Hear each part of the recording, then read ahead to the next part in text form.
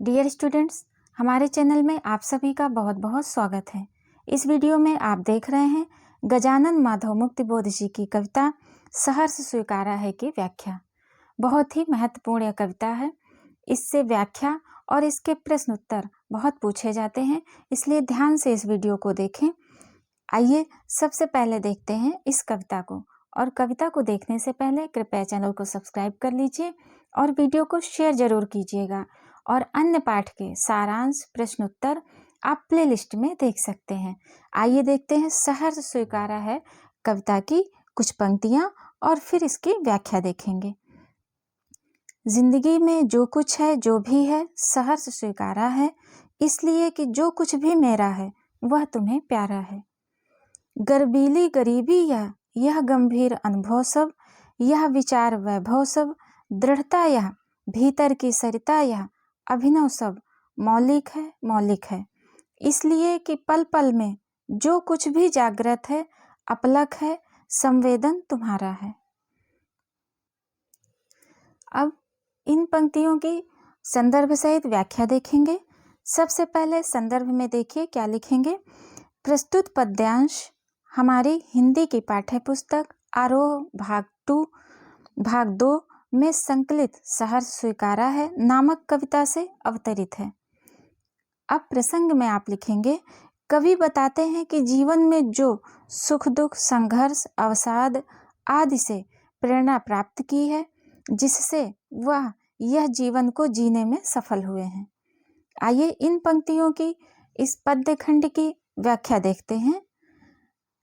कवि संबोधित करते हुए कहते हैं कि हे प्रभु, मेरे जीवन में जो उतार चढ़ाव सुख दुख आशा निराशा राग विराग आदि हैं, उनको मैं प्रसन्नता के साथ स्वीकार करता हूँ। भाव यह है कि मेरे अपने जीवन में जैसी भी स्थिति रही हो उसका प्रसन्नता से सामना किया है। इस जीवन में जो कुछ भी मेरे पास है वह सब तुम्हें प्यारा लगने वाला है। अर्थात कवि का भाव है कि मैंने अपने जीवन में सब कुछ स्वीकारा है जो आपको प्यारा लगे। यह गर्व से युक्त गरीबी अर्थात गरीबी को भी स्वीकार किया है। मैंने दिखावटीपन को नहीं अपनाया, यह गढ़ा हुआ कुछ भी नहीं है। कवि कहते हैं कि हे प्रभु, जो कुछ भी संसार में है वह दिखाई देता हो या ना दिखाई देता हो, सब आपकी ही देन है। इन पंक्तियों का काव्य सौंदर्य देखिए, रहस्यवादी भावना का चित्रण हुआ है।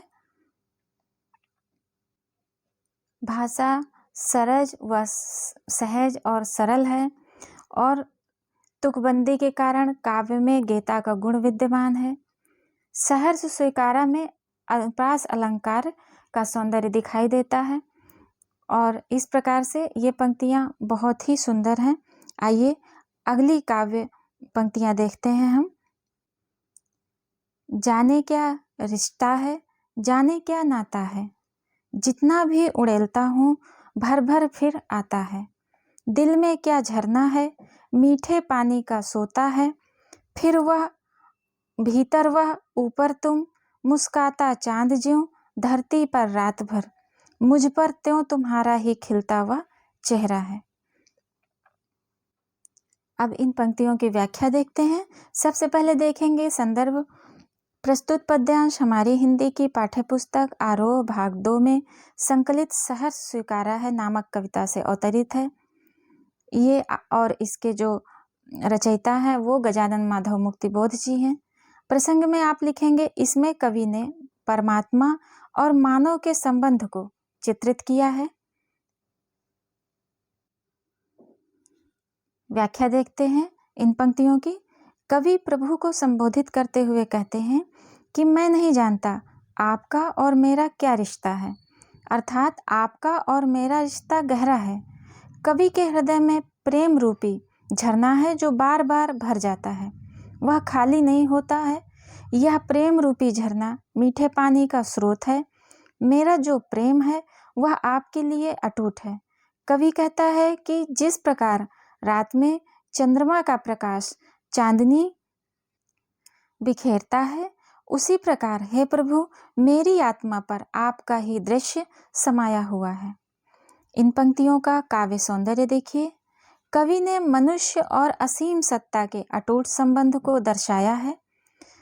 शांत रस है इसमें। खड़ी बोली भाषा का प्रयोग है। अनुप्रास अलंकार का प्रयोग हुआ है।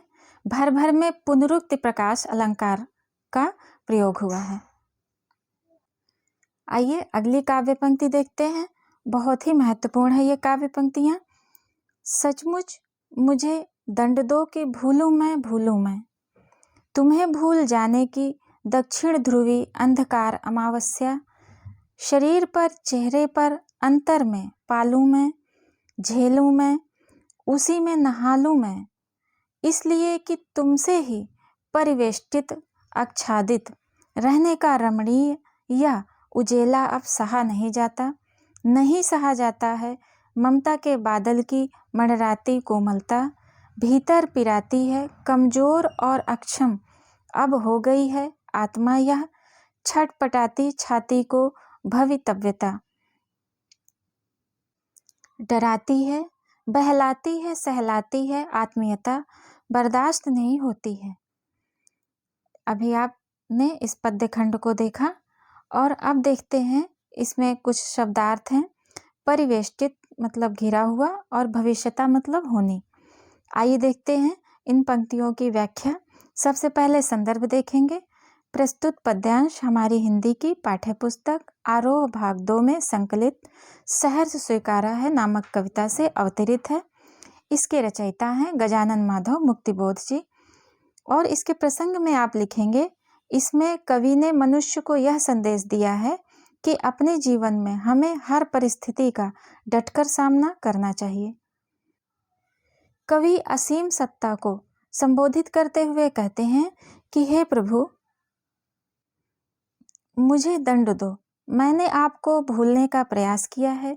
जिस प्रकार धरती के दक्षिणी ध्रुव पर अमावस्या के समान गहरा अंधकार छाया रहता है, वैसा ही अंधकार अपने शरीर और मुख पर मैं झेलूं, क्योंकि अब मुझसे यह सुंदर प्रकाश सहन नहीं होता है। जिन प्रेम रूपी बादलों को देखकर मैं पहले आनंदित हो जाता था, अब वह प्रेम रूपी बादल मुझे पीड़ादायक प्रतीत होते हैं। वह कहता है कि अब मुझसे दर्द बर्दाश्त नहीं होता है।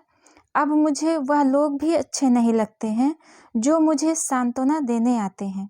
अर्थात मेरा हृदय निरंतर दुखों के कारण परेशान रहता है। इन पंक्तियों का काव्य सौंदर्य देखिए। भाषा सरल व सहज है। मुक्तक छंद का प्रयोग है। बिंब विधान अत्यंत सुंदर एवं सटीक है। साधारण शब्दों के द्वारा कवि ने विचारात्मक एवं भावात्मक गंभीरता का वर्णन किया है। अनुप्रास अलंकार का सुंदर प्रयोग है और छंद मुक्त प्रवाहमयी कविता है। बादल की मंडराती कोमलता में रूपक अलंकार है। इस प्रकार आपने इस पंक्ति का व्याख्या देखी। आइए देखते हैं अगली पंक्ति की व्याख्या। सचमुच मुझे दंड दो कि हो जाऊं पाताली अंधेरी की गुफाओं में, विवरों में, धुएं के बादलों में, बिल्कुल मैं लापता कि वहां भी तो तुम्हारा ही सहारा है। इसलिए कि जो कुछ भी मेरा है या मेरा जो होता सा लगता है संभव है, सभी वह तुम्हारे ही कारण का घेरा है, कार्यों का वैभव है। अब तक तो जिंदगी में जो कुछ था, जो कुछ है, सहर्ष स्वीकारा है। इसलिए कि जो कुछ भी मेरा है वह तुम्हें प्यारा है। आइए इस पद्य खंड की व्याख्या देखते हैं। सबसे पहले संदर्भ देखते हैं। प्रस्तुत पद्यांश हमारी हिंदी की पाठ्य पुस्तक आरोह भाग 2 में संकलित सहर्ष स्वीकारा है नामक कविता से अवतरित है।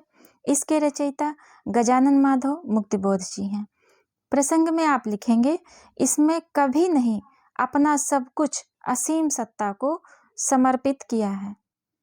कवि कहता है कि अस्मृति दंड सही फिर भी पुरस्कार मानकर ही ग्रहण करना चाहिए। आइए देखते हैं इन पंक्तियों की व्याख्या। कवि असीम संता को संबोधित करते हुए कहते हैं कि हे प्रभु, आप मुझे दंड दें जिससे मैं पाताल की अंधेरे से भरी हुई गुफाओं में गुम हो जाऊं। मैं इन गुफाओं में पूर्ण रूप से गुम हो जाना चाहता हूं ताकि कोई भी मुझ तक ना पहुंच सके, क्योंकि वहां भी आपका ही सहारा होगा। आप सृष्टि के प्रत्येक कण कण में समाये हुए हैं। मेरे जीवन में सुख दुख, उतार चढ़ाव, अमीरी गरीबी आदि जो कुछ भी है आपकी देन है। मैं इन सभी को प्रसन्नता के साथ स्वीकार कर लूँगा। कवि अपना सब कुछ उस परम सत्ता पर ही छोड़कर इन भावों से मुक्त होना चाहता है। आइए इन पंक्तियों का काव्य सौंदर्य देखते हैं। खड़ी बोली भाषा का प्रयोग हुआ है। तत्सम, तद्भव तथा विदेशी शब्दावली है। कवि ने जीवन में जो कुछ भी सुख या दुख प्राप्त किए हैं उसको खुशी खुशी स्वीकार किया है। छंद मुक्त शैली में काव्य की रचना हुई है। अनुप्रास अलंकार का सुंदर प्रयोग किया गया है और तुकबंदी व नाद सौंदर्य द्वारा काव्य में गेयता का गुण आया है। इस प्रकार आपने देखा अभी सहर्ष स्वीकारा है कविता की व्याख्या। बहुत ही सरल शब्दों में आपने इसे देखा और आप आसानी से इसको समझ पाएंगे। बहुत ही महत्वपूर्ण है, ये बार बार पूछा जाता है, तो इसको ध्यान से देखें और इसका अभ्यास करें। हमारा वीडियो देखने के लिए बहुत बहुत धन्यवाद। हमारे अन्य वीडियोस को देखने के लिए कृपया चैनल को सब्सक्राइब कर लें और वीडियो को शेयर जरूर करें। और अन्य पाठ के सारांश, प्रश्न उत्तर और उनकी व्याख्या क्लास 12th के प्लेलिस्ट में आप देख सकते हैं। हम आपके मंगल जीवन की कामना करते हैं। Have a nice day.